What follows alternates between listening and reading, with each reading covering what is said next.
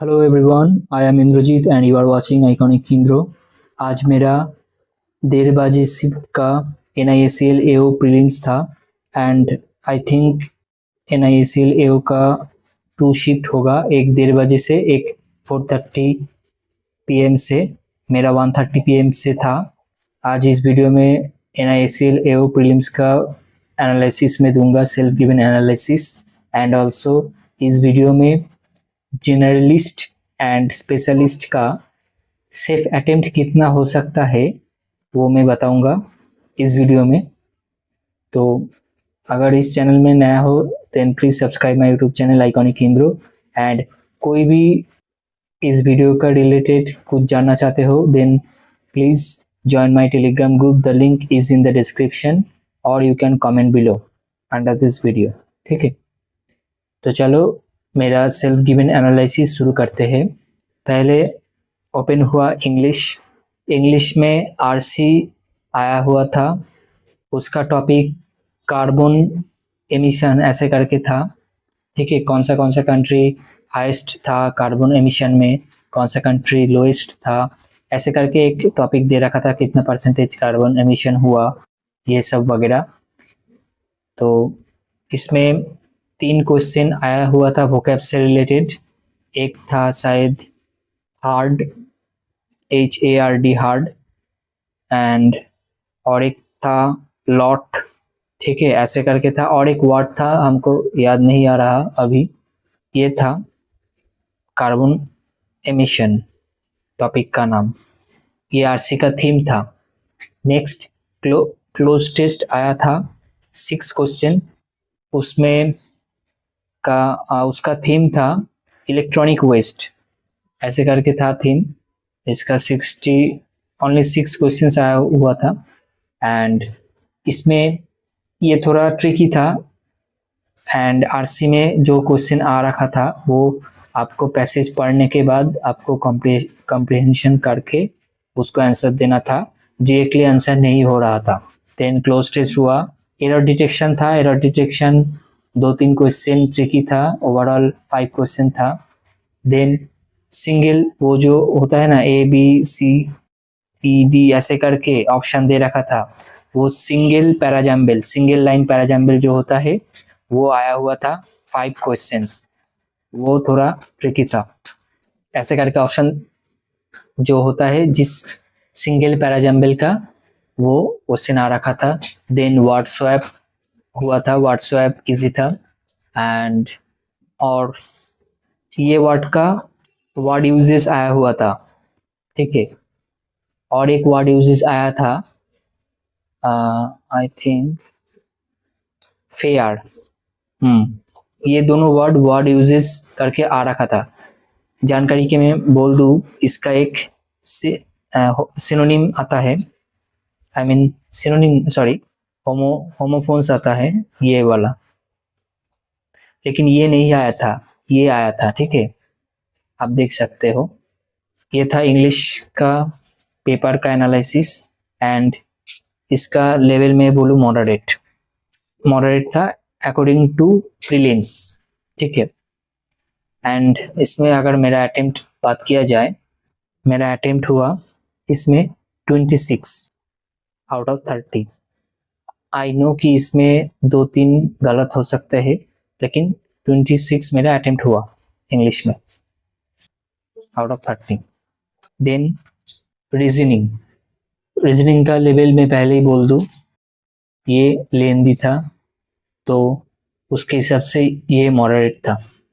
And reasoning में puzzle आ रखा था, भर के पजल, 4 पर्सन नॉर्थ देखने वाले, एंड 4 वो लीनियर अरेंजमेंट का हुआ था। देन ER बेस्ड आया हुआ था, वो इजी था, ये मैंने सॉल्व किया, लेकिन लैक ऑफ टाइम की वजह से मैंने 2 क्वेश्चन अटेम्प्ट करा। इसका बेस ईयर 2025 दे रखा था, एंड टोटल साल आई थिंक 7 दे रखा था, 7 टोटल, 1 2 3 4 ऐसे करके 7 दे रखा था। ये पजल हुआ था, और एक पजल आया था अनसर्टेन नंबर। ठीक है। इसका मेरा परसेंट हुआ टोटल 25। तो आप चेक कर सकते हो, अगर किसी ने अटेम्प्ट करा ये अनसर्टेन नंबर वाला पजल, देन कमेंट बिलो आपका कितना परसेंट हुआ।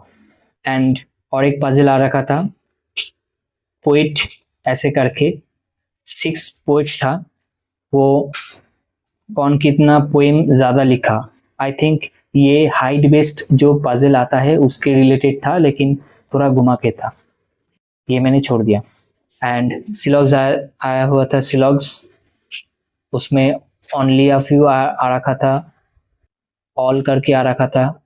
पेयर फॉर्मेशन था, नंबर बेस्ड। एंड ज़्यादा से ज़्यादा रीजनिंग में पजल ही था, इसलिए पजल एंड सिटिंग अरेंजमेंट था, तो इसलिए और एक पजल था वो 9%, लेकिन कुछ कुछ लोग आप बोलते हो ये स्टैक बेस्ड पजल है और बॉक्स बेस्ड पजल आप लोग बोलते हो, लेकिन कोई नंबरिंग नहीं दे रखा था, लाइक टॉप मोस्ट 8 या 9 पीपल का टॉप मोस्ट 9, बॉटम मोस्ट 1 ऐसे करके नहीं दे रखा था, तो इसलिए ये पजल थोड़ा ट्रिकी हो जाता है। And it was stack based और you can say box based puzzle, ठीक है। ये मैंने कर दिया। पॉसिबिलिटी आई थिंक 3 पॉसिबिलिटी हो रखा था, उसमें से हो गया। एंड और कौन पजल आया था, अगर कोई पजल छूट गया देन अगर याद आए तो I will inform you on my telegram group, so you can join my telegram group, the link is in the description. And next quant reasoning में मेरा अटेम्प्ट कितना है मैं बोल देता हूँ, मेरा अटेम्प्ट 21 है।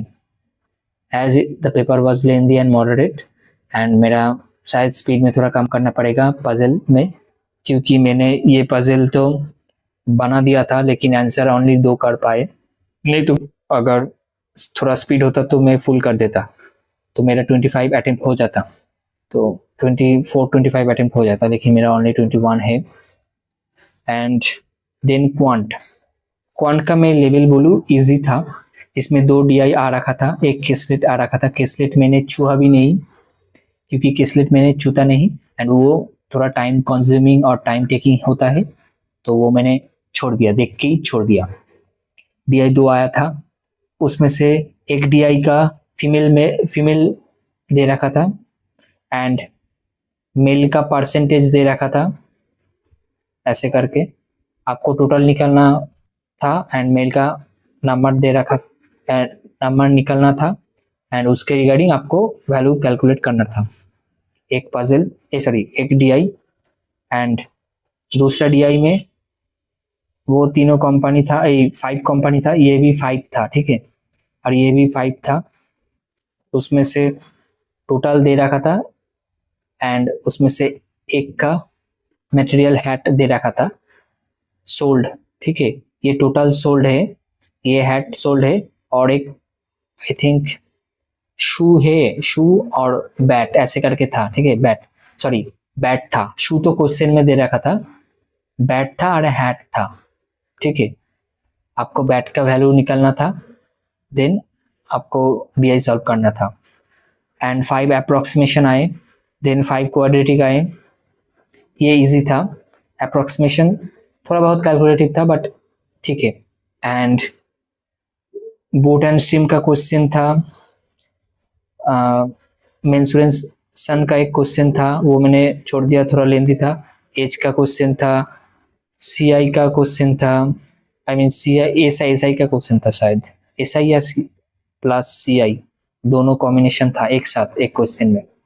देन और क्या था, मिल्क वो मिक्सर का था, ये थोड़ा क्वेश्चन था अरिथमेटिक का, तो क्वांट का लेवल में बोलूँ इजी था एंड इसमें थोड़ा टाइम मेरा लग गया अरिथमेटिक में, अदरवाइज ये DI में फुलफिल कर सकता था, 2 क्वेश्चन छूट गए। तो क्वांट में मेरा अटेम्प्ट रहा 25, तो आप देख सकते हो मेरा इंग्लिश में अटेम्प्ट रहा 26, क्वांट में 25 एंड रीजनिंग में 21, यानी कि टोटल आप बोल सकते हो 72 मेरा टोटल अटेम्प्ट है। एंड मैंने जनरलिस्ट से अप्लाई नहीं करा, मैंने रिस्क इंजीनियरिंग से अप्लाई करा, पिछली बार इसका कट ऑफ 65 गया था। अभी देखते हैं इस बार कितना जाता है, क्योंकि day by day year by year competition बढ़ता रहता है। एंड तो इसका कट ऑफ आई थिंक इसी रेंज में जाएगा, 65 to 68 ऐसे करके ही जाएगा। I hope so, but let's see, hope for the best. जो रिस्क इंजीनियरिंग से अप्लाई करा, अगर उसका अटेम्प्ट इतना से ज़्यादा है, उन सब का सिलेक्शन हो जाए for mains. I really hope so. ये रहा स्पेशलिस्ट का cut off for risk engineering, ठीक है। एंड आईटी का शायद ऊपर नीचे हो सकता है, लॉ का इसमें से कम ही जाएगा, ठीक है। एंड अगर जनरलिस्ट का बात किया जाए, इसका कट ऑफ कितना जा सकता है, क्योंकि ओवरऑल इसका पेपर इजी टू मॉडरेट था। इजी था क्वांट में, लेकिन मॉडरेट एंड लेंथी था reasoning, and English was tricky. Easy to moderate था। तो इस बार कट ऑफ आई थिंक 81 में ही जाएगा। जनरल का cut off, I mean journalist का, यूआर का कट ऑफ, जिसका अटेम्प्ट 75 प्लस है विथ एक्यूरेसी, क्योंकि नॉर्मलाइजेशन प्ले करेगा रोल, एंड दो शिफ्ट में होने वाला है। तो इसलिए जिसका अटेम्प्ट 75 विथ 100% एक्यूरेसी है, वो लोग निस्संदेह अनडाउटेडली मेंस का प्रिपरेशन चालू कर दे, ठीक है। तो यही रहा मेरा ओवरऑल NISL AO का सेल्फ गिवन एनालिसिस। एंड अगर आप लोग कुछ जानना चाहते हो, देन प्लीज कमेंट बिलो, और you can directly message me और join me my Telegram group. The link is in the description, ठीक है। Thank you for watching and hope we all clear prelims.